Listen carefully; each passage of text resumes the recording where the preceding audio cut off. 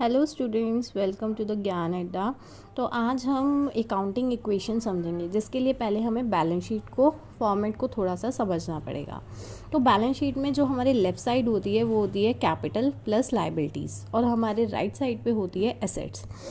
ठीक है, तो एसेट्स और जो लाइबिलिटीज़ और कैपिटल का जो टोटल है वो मैच करना चाहिए। दैट मीन्स हमारे लेफ़्ट साइड का टोटल और हमारे राइट साइड का टोटल दोनों मैच करना चाहिए।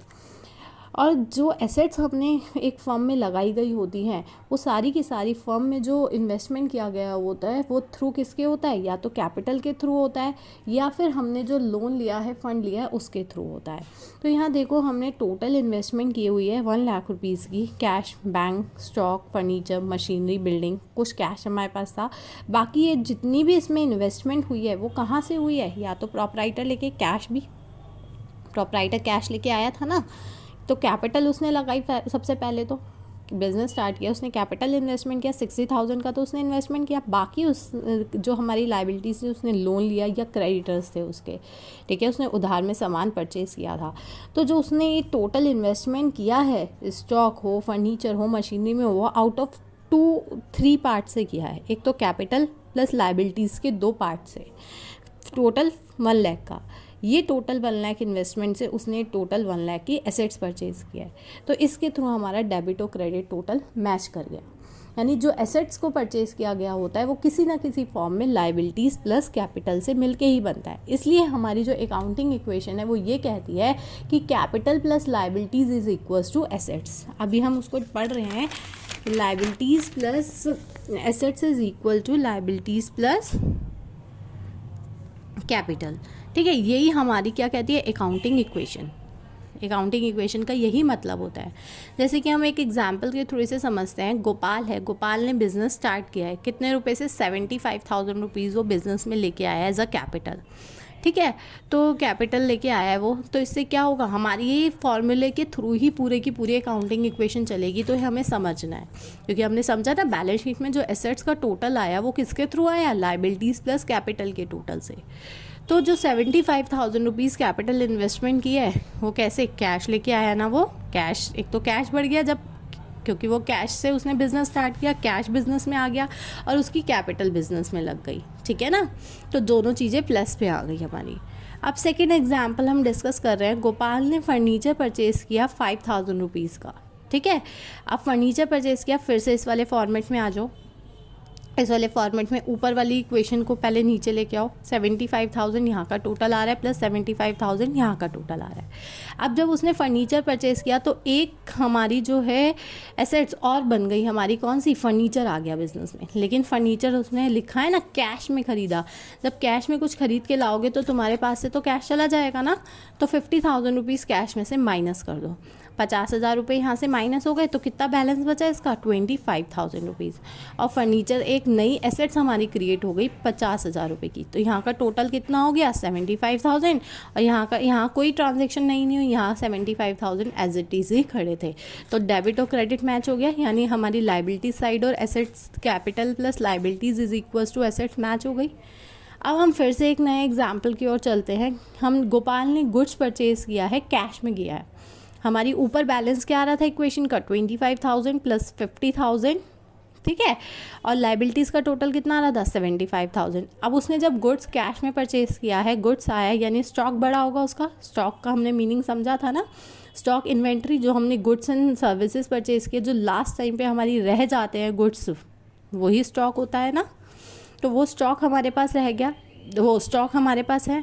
स्टॉक ओपनिंग भी हो सकता है, क्लोजिंग भी। परचेज़ किया तो स्टॉक आ गया हमारे पास। ठीक है, कितने का आ गया, 20,000 रुपीज़ का। इसी स्टॉक को हम आगे बेचेंगे। ठीक है, और जब कैश में परचेज़ किया है तो कैश हमारा जो है 20,000 का कम हो गया। अब इसका बैलेंस 5,000 रह गया, इसका 50,000 है, स्टॉक का 20,000 है। यहाँ पर कोई चेंजेस नहीं आया है। तो ये अब देखो तुम्हारा मैच कर रहा है, 50 + 20 + 5 इज इक्वल्स टू 75,000 रुपीज़। और ये भी तुम्हारा कितना है, 75,000 रुपीज़। ठीक है, अब मैं एक डिटेल्ड एक क्वेश्चन के थ्रू आपको इसको समझाऊंगी। पहले हम क्वेश्चन को ही स्टडी कर लेते हैं। ठीक ठीक है, क्योंकि ये क्वेश्चन को सबसे पहले स्टडी करना क्यों ज़रूरी है, क्योंकि अगर हम क्वेश्चन को एक बार पढ़ लेंगे क्वेश्चन को, तो क्वेश्चन पढ़ने से क्या होगा, हमें पता चल जाएगा कि इसमें कितनी एसेट्स के लिए हमें कॉलम छोड़ना है।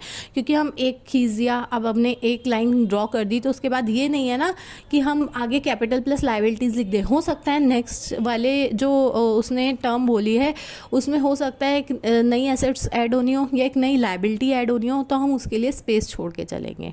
ठीक है, क्वेश्चन पढ़ने से जितना आइडिया हमें मिल पाएगा उतने कॉलम्स हम पहले ही बना लेंगे, उतने ही ड्रॉ कर लेंगे पहले। जैसे हमें पता चल गया फर्स्ट वाला सीरियल नंबर फर्स्ट हमने जब पढ़ा तो हमें पता चला कि मुकेश ने बिजनेस स्टार्ट किया है कैश में। तो यहाँ हमें क्या पता चल गया, हमें एक कैश के लिए और एक कैपिटल के लिए कॉलम बना के चलना है। एसेट साइड एक कॉलम बन के चलेगा कैश के लिए, और कैपिटल का लायबिलिटीज़ प्लस कैपिटल साइड एक कैपिटल का कॉलम बनेगा। अब नेक्स्ट हमने टर्म पढ़ी purchase goods for cash 28,000 rupees.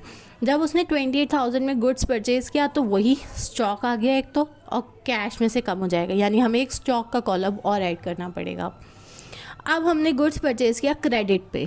जब हम गुड्स क्रेडिट में परचेज़ करेंगे तो क्रेडिटर भी हमारे बढ़ जाएंगे, तो यानी लायबिलिटी साइड एक कॉलम हमें रखना पड़ेगा, है ना। और एक परचेज़ किया गुड्स तो और स्टॉक हमारा ऐड हो गया। पहले से ही हमारे पास स्टॉक बड़ा था, कितने का हमने, क्योंकि ऊपर कैश में ख़रीदा है ना गुड्स 28,000 का, और जब क्योंकि अभी तक हमारा कुछ बिका नहीं है इसलिए वो स्टॉक का ही पार्ट रहेगा। जब वो सेल हो जाएगा तो स्टॉक में से कम कर दो।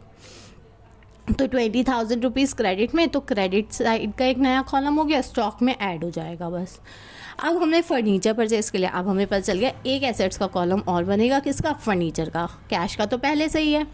अब हमने रेंट पे किया। अब हमें यहाँ समझने की थोड़ी सी ज़रूरत है। जब हमने रेंट पे किया तो रेंट क्या है, एक एक्सपेंसेस है, और यहाँ पर हम बैलेंस शीट के फॉर्मेट में क्या दिखाते हैं, सिर्फ लायबिलिटीज़ और लायबिलिटीज़ प्लस कैपिटल और एसेट्स को दिखाते हैं। रेंट कोई ना तो लायबिलिटी है रेंट, ना ही रेंट हमारा क्या एसेट्स है, ना ही रेंट हमारी कैपिटल है। तो रेंट क्या है, रेंट जो है वो हमारा एक एक्सपेंसेस है।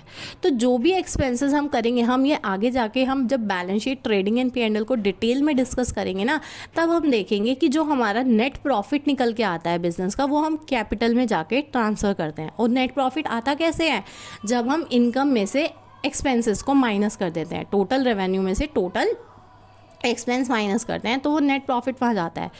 अभी हमारे पास टोटल इनकम टोटल रेवेन्यू तो है नहीं, तो हम डायरेक्ट कैपिटल में से कोई इनकम आएगी तो वो डायरेक्ट उसका ट्रीटमेंट कहाँ हो जाएगा, कैपिटल में। ठीक है, कैपिटल में वो डायरेक्ट ऐड हो जाएगी इनकम, और डायरेक्ट एक्सपेंसेस वहाँ से क्या हो जाएगा, लेस हो जाएगा। ठीक है, तो हमें इसके लिए नया कोई कॉलम तो यहाँ बनने का है ही नहीं, क्योंकि यहाँ हमें सिर्फ एसेट शो करनी है, लायबिलिटीज़ प्लस कैपिटल शो करनी है। वहाँ हम प्रॉफिट को ट्रांसफ़र करते हैं, क्योंकि कैपिटल में, क्योंकि प्रॉफिट है किसका, प्रोप्राइटर का है। प्रोप्राइटर के लिए क्या क्या चीज़ें हैं, हमने कल कॉन्सेप्ट पढ़े, प्रोप्राइटर के लिए क्या क्या है, जितने फंड है उसने इन्वेस्ट किए हैं, और जितने भी एक्यूमुलेटेड प्रॉफिट आते जाएंगे बिजनेस में, वो सब प्रोप्राइटर के हैं। तो कैपिटल जब फंड आया, जब प्रॉफिट इंक्रीज़ हुआ, तो वो उसके कैपिटल में ऐड होना चाहिए ना, और अगर कोई एक्सपेंसेस की वजह से लॉस हुआ तो वो उसकी कैपिटल से माइनस भी होना चाहिए। अब ऐसी कमीशन रिसीव इनकम के लिए भी हम कोई अलग से नहीं कॉलम बनाएंगे, हम कैपिटल से उसकी एडजस्टमेंट करेंगे। ठीक है, उसको ऐड कर देंगे। अब withdrawn cash for private use, यहाँ हमने ड्राइंग्स वाले उसमें से पढ़ा था कि अगर कोई भी अपने पर्सनल पर्पस के लिए प्रोप्राइटर फंड निकालता है तो उसकी कैपिटल में से ही वो लेस होता है। ठीक है, अब गुड्स सोल्ड ऑन क्रेडिट, इसको हम अभी समझते हैं। पहले हम पढ़ रहे हैं पेड टू क्रेडिटर्स। हमने यहाँ पढ़ा था ना, हमने गुड्स क्रेडिट में परचेज़ किया था, तुम किसी से भी उधार खरीदोगे तो उसका पेमेंट भी करना पड़ेगा। अब जब हम उसका पेमेंट कर देंगे, ऊपर क्रेडिटर 20,000 के थे, उसमें से 15,000 तो हम लेस कर देंगे, तो 5,000 उसका बैलेंस रह जाएगा। एक तो ये क्रेडिटर्स में से कम हो जाएगा, दूसरा कहाँ पर, क्रेडिटर्स को या तो हमने बैंक के थ्रू दिया होगा या कैश के थ्रू दिया होगा, चेक दिया होगा या कैश दिया होगा। अभी तक हमने यहाँ देखा बैंक की कोई बात नहीं हुई, बैंक ना तो पैसा आया ना गया, तो यानी कैश में ही दिया है हमने उसको। थोड़ी चीज़ें हमें अज्यूम भी करनी पड़ती है क्वेश्चन को देख के, तो हम मान के चल रहे हैं कैश में से हमने उसको 15,000 रुपये दे दिए। ठीक है, अब हम एंट्री समझ रहे हैं गुड्स सोल्ड ऑन क्रेडिट।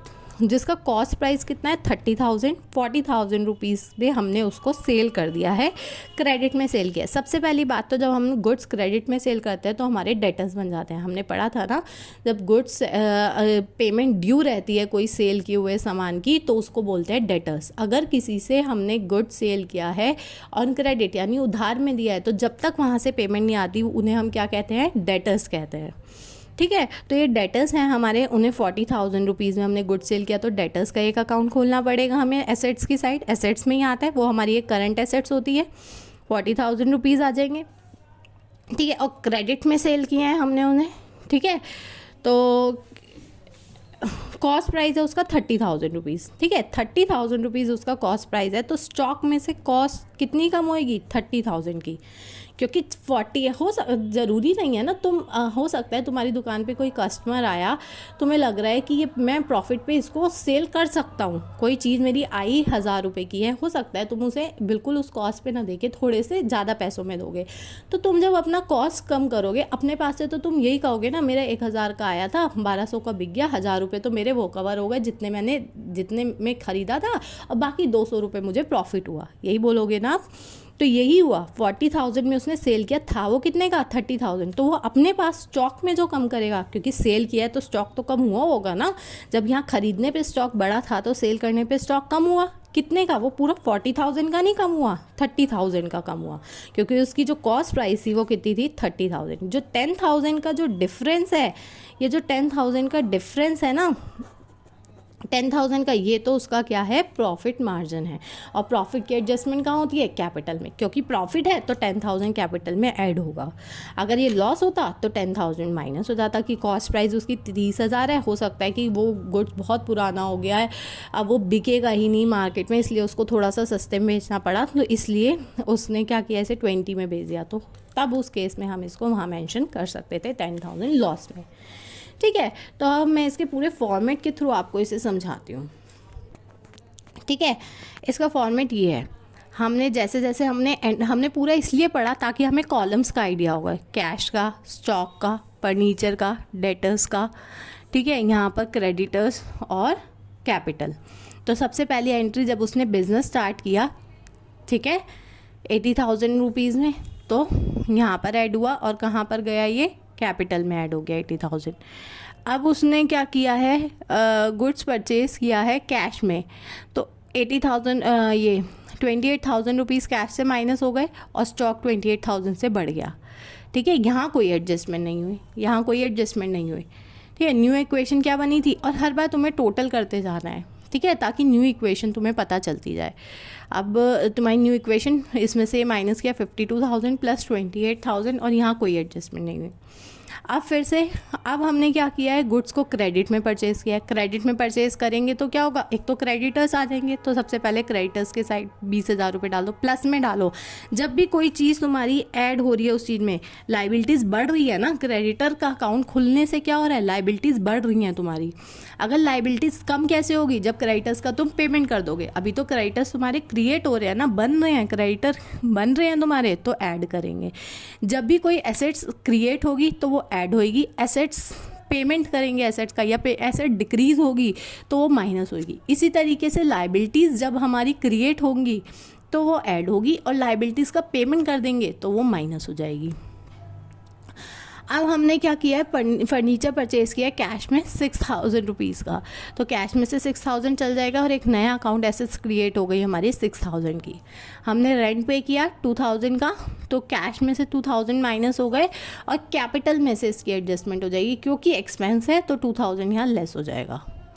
ठीक है, ऐसे ही कमीशन है, देखो यहाँ कैपिटल में से इसकी एडजस्टमेंट हुई है, क्योंकि ये हमारा एक्सपेंस है, यहाँ ना तो ये एसेट्स है ना ये लाइबिलिटीज़ है, इसका एडजस्टमेंट क्योंकि इस एक्सपेंस की वजह से कैपिटल डिक्रीज़ होती है।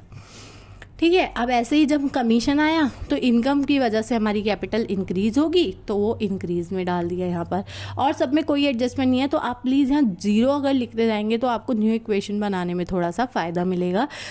तो अब हमारी न्यू इक्वेशन ये बन गई। अब हमने पर्सनल यूज़ के लिए जब 3000 रुपीज़ विड्रॉन किए तो इसमें से 3000 लेस हो जाएंगे और 3000 रुपीज़ यहाँ से भी लेस हो जाएंगे, क्योंकि पर्सनल हर बार जब तुम देखोगे ना हर इक्वेशन को तो तुम्हें हमेशा टोटल सेम मिलेगा। यहाँ पर इन दोनों का टोटल करो और इन तीनों का टोटल करो, that means assets is equal to liabilities plus capital का टोटल करोगे तो हमेशा तुम्हें इक्वल मिलेगा। और अगर इक्वल नहीं मिला यानी तुमने कोई एडजस्टमेंट गलत किया है।